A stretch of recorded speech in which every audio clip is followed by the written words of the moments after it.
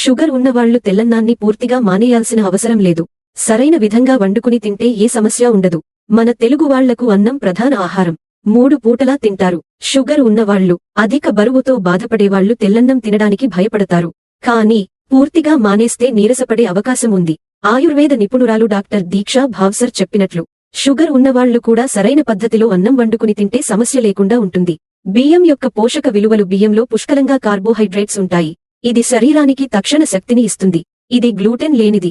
అనేక ముఖ్యమైన పోషకాలను కలిగి ఉంటుంది. వీటిలో ఇనుము, మెగ్నీషియం, పొటాషియం, విటమిన్ బి వంటివి ఉంటాయి. అలాగే బియ్యంలో సోడియం పరిమాణం తక్కువగా ఉంటుంది.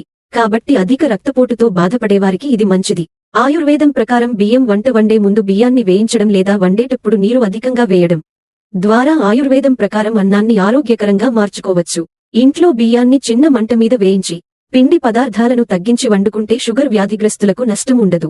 వేయించిన బియ్యం జిగటగా ఉండకుండా పొడి పొడిగా ఉడుకుతుంది. ఇలా వండిన అన్నం రక్తంలో చక్కెర స్థాయిలను అమాంతం పెరగకుండా ఉంచుతుంది. వండే విధానం. బియ్యాన్ని ఒకసారి వేయించాక వాటిని కొన్ని నెలల పాటు వండుకోవచ్చు. ఒక గిన్నెలో 1 గ్లాసు బియ్యం తీసుకుని అవి ఉడకడానికి సరిపడా నీటిని వేసుకోవాలి. అందులో 1 టీ స్పూన్ పసుపు, ఉప్పు వేసి అన్నం బాగా ఉడికే వరకు ఉడికించాలి. అన్నం ఉడికాక అదనంగా ఉన్న నీటిని వడకట్టండి. మీరు ఈ నీటిని ఇతర పనులకు ఉపయోగించవచ్చు. పప్పు లేదా కూరతో తినవచ్చు. ఇలా తింటే పొట్ట త్వరగా నిండిపోతుంది.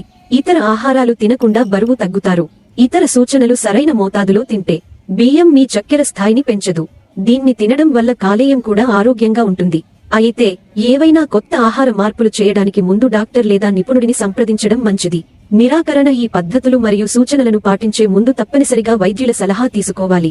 షుగర్ పేషెంట్లకు అనువైన ఆహారం మరియు వంట విధానాల గురించి డాక్టర్ నుండి ఆమోదం పొందిన తర్వాత మాత్రమే అనుసరించండి.